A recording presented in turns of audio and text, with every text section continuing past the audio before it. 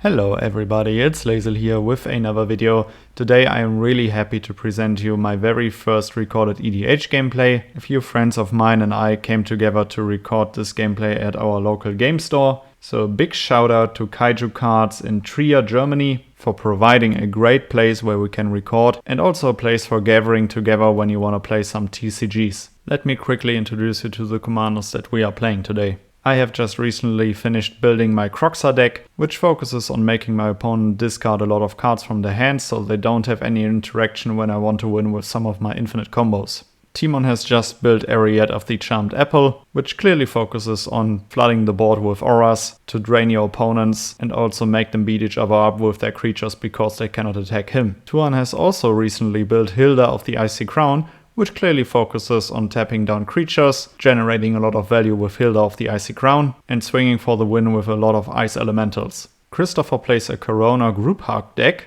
which we've played against a few times, and it was a lot of fun for the whole table. So I'd say let's jump right into the game. I play a command tower and pass the turn. Timon draws, plays a plains, and taps it for a Wayfarer's Bauble. Tuan draws, plays a Marsh Flats, and goes to fetch for an idyllic beachfront while he passes the turn. Christopher draws, plays a forest into a Birds of Paradise. I draw for my turn, play a Foreboding Runes, revealing a mountain, tapping it for a Dark Ritual. With those 3 black in my command tower, I cast Rankle, Master of Pranks. Because I'm pretty sure that my creatures will be tapped down, I will swing for Tuan, dealing 3 damage, and on connect I choose that everybody discards a card. We all discard a card.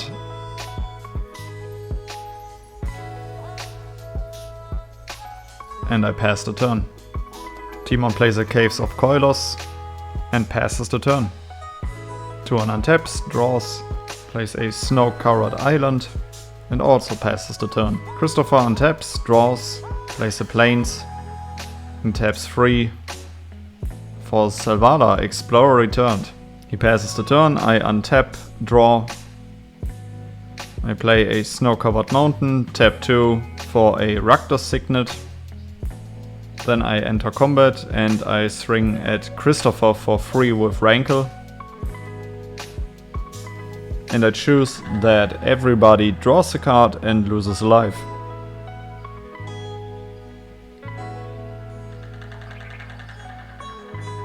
I follow it up with a Demonic Tutor. While I search my library, I pass the turn.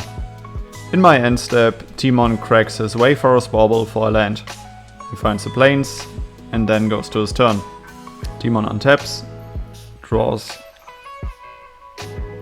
plays a Grim Climb Pathway. He taps 2 for a Core Spirit Dancer, and then follows it up with an Ossification on my Rankle.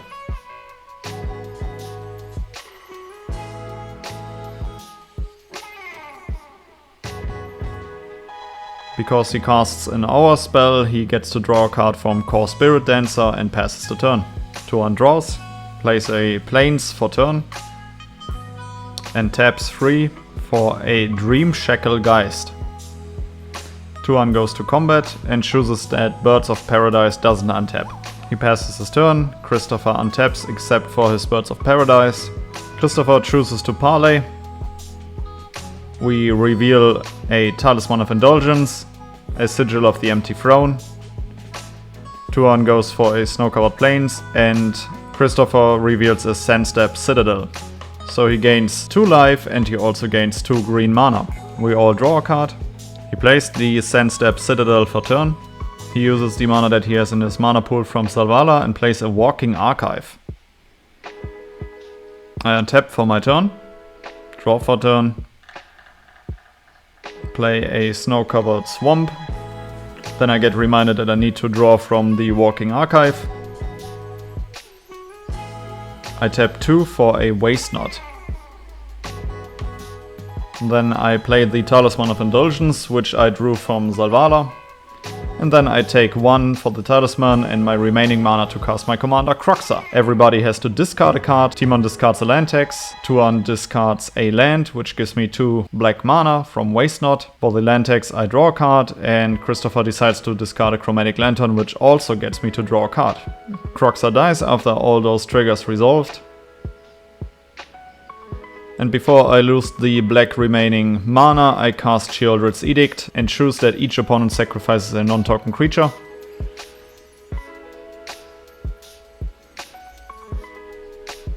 Then I pass the turn. I won't remind you every time the Walking Archive triggers. Timon taps 3 for a Mesa Enchantress. He rearranges his lands, but in the end it doesn't really matter. He taps 2, cast a Mind Stone, and then he uses 3 mana to cast the Mesa Enchantress. With his last remaining, he casts a Mother of Runes. Timon passes the turn and Tuan untaps. He draws for turn and also draws an additional 1 due to the archive. He plays a land for turn. Taps 4 mana to play a kicked Thieving Skydiver. X equals 2, so he takes my Talisman of Indulgence and passes the turn. Christopher untaps, draws an additional card due to the archive. He parlays for his turn and we reveal a Sheoldred, Thrum Senior Edificer, and both guys reveal a Swords to Plowshares. So he adds 4 green and gains 4 life.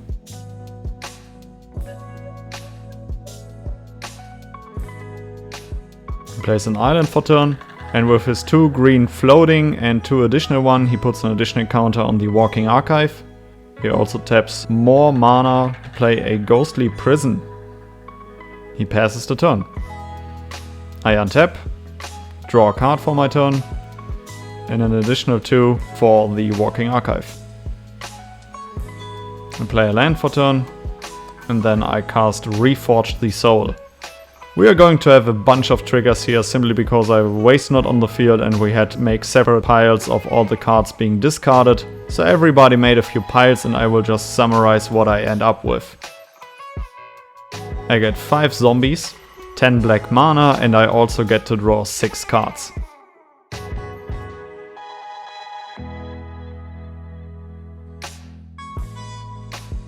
But before I add all of that to my portfolio, we have to finish Reforge the Soul, so we all draw a fresh new 7.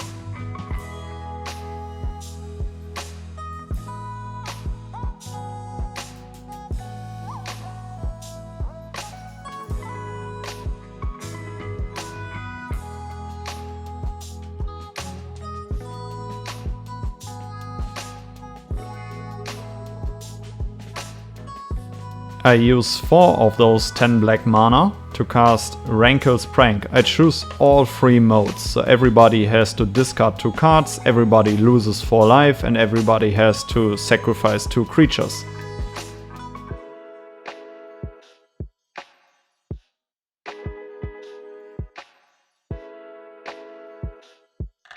I get to draw 2 cards from Christopher, because he discarded 2 non-land cards. Here I messed up a little bit because Timon and Tuan both discarded 2 lands each, which would have been 8 mana total, but for some reason I only add 4. I have a slight disadvantage here. I go back to 10 black mana. I also have to discard 2 lands and I lose 2 of my zombies. I use 2 of those 10 black mana to cast Shadow of the Grave to return all cards that I had to discard this turn back to my hand.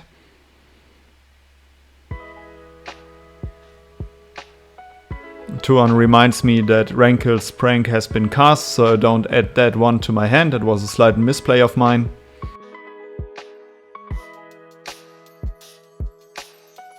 The next spell that I cast is a Siphon Mind. So everybody has to, or each other player has to discard a card, and for each card discarded this way I draw a card. Timon discards a land, so I add another 2 black mana. Christopher does the same, so I add another 2 black mana, and Tuan discards a non-land card, so I draw a card. With another 6 mana I cast Professor Onyx. I start off with plussing Professor Onyx, so I look at the top 3 cards of my library. While I lose 1 life, I get to put 1 into my hand and the other 2 cards go into my graveyard.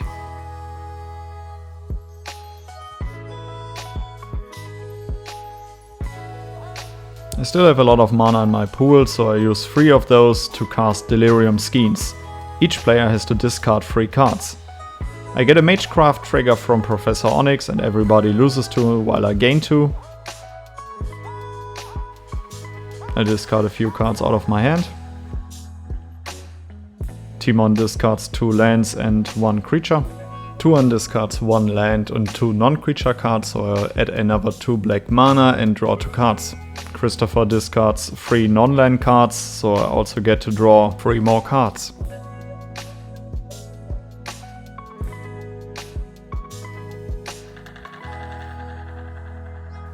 With my remaining 6 mana, I use 5 of those to cast Painful Quandary. After that I pass the turn and have to discard down to hand size. Timon untaps. Draws for turn. He uses 3 mana to cast his commander, Eriette of the Charmed Apple. Painful Quandary triggers, so he discards a creature card, which will give me another zombie token due to Waste Not. And for 3 mana he casts Sevine's Reclamation. That triggers Painful Quandary again, and this time he takes 5 damage. He brings back Lord Skidder's Blessing and creates a Wicked Roll token attached to Eriette.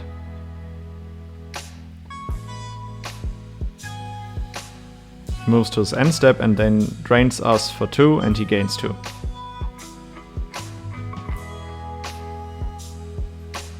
Tuan untaps, draws for his turn, decides to cast a Soul Ring, and he pays 5 life for it. And then he also casts Charade of Numbing Depths. He pays another 5 life and taps down 1 of my zombies to draw another card. Passes the turn and Christopher untaps. Christopher plays a land for turn and passes the turn. I untap, draw for my turn. I forgot that Charade puts a stun counter onto my zombie, but we will catch that. I tap 2 mana to play my own Mind Stone. And for 3 mana I cast Soul Shadow. I get a Magecraft trigger from Professor Onyx, so I drain everybody for 2.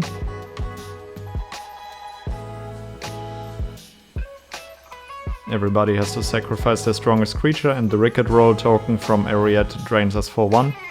I plus Professor Onyx to look at the top 3 cards, lose 1 life in the process, put 1 into my hand and the remaining 2 into my graveyard. Now I'm at the point where I'm really looking for one of my win cons to close out the game. Cast my own Soul Ring. I go to combat and I'm trying to figure out who I want to attack this turn. This is the point where Tuan reminds me that my zombie token is still tapped due to a stun counter. And so I swing my 3 remaining zombies at Timon. So he takes 6. With my remaining 2 mana I cast Thrill of Possibility, so I discard a card to draw 2 cards. Still trying to dig deep into my deck to find one of my win cons. And I have to pass the turn here. Timon untaps, draws for turn, plays a land for turn. Timon flashbacks Serene's Reclamation, so he also gets to copy it. He's considering to bring back Thrum, Senior Edificer and Mesa Enchantress, but he decides to bring back Core Spirit Dancer and Mesa Enchantress. Due to the cast, he still has to lose 5 life due to Painful Quandary. He passes his turn, Tuan untaps. Tuan taps 4 to cast his commander, Hylda of the Icy Crown. Painful Quandary triggers, so he discards a card. And he taps another 3 to cast Solitary Sanctuary, that triggers Painful Quandary, and he loses another 5 life. Solitary Sanctuary triggers on ETB, so he stuns a creature. He taps down 1 of my zombies. He passes the turn and Christopher untaps, draws a card, plays a land for turn, and passes the turn. I untap and draw for my turn. I play Mount Doom as my land for turn. And this is the point where I escape Kroxa from my graveyard by exiling 5 cards and paying 4 mana. Kroxa ETBs, so everybody has to discard a card. Timon and Tuan can't, so they lose 3 life. And Christopher discards a creature card, so I get to make another zombie. I tap 5 mana to cast Sheoldred. Everybody has to sacrifice a non-token creature or planeswalker. I plus Professor Onyx again, and now she is in ultimate range. I look at the top 3 cards while losing 1 life, and I will discard 2 of those cards that I'm currently looking at, because now I found a way how to close out the game. And in this combat turn I decide to swing my zombie army at Tuan to kick him out of the game.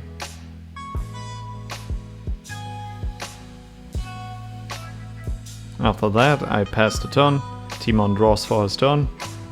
Timon casts an Oblivion Ring. Painful Quandary triggers, so he loses 5 life. He chooses to exile the Painful Quandary under the Oblivion Ring. And he also casts a Sigada's Aid. That gets to draw him a card. He plays a land for turn. This is the point where I realized that after kicking Tuan out of the game I get my Talisman of Indulgence back. Timon passes the turn. So Christopher untaps, draws for turn. Decides to play another land.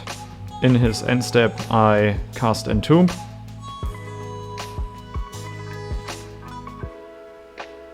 This is the point where I find a World Gorger Dragon to my graveyard.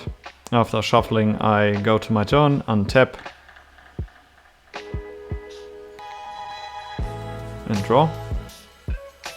And here try to win with my infinite combo of Animate Dead, targeting my World Gorger Dragon. And this is where I present a loop of constantly have ETB triggers of Kroxa, and I can also use Mount Doom to constantly ping my opponents for damage. And since nobody can interact with this combo, I win the game.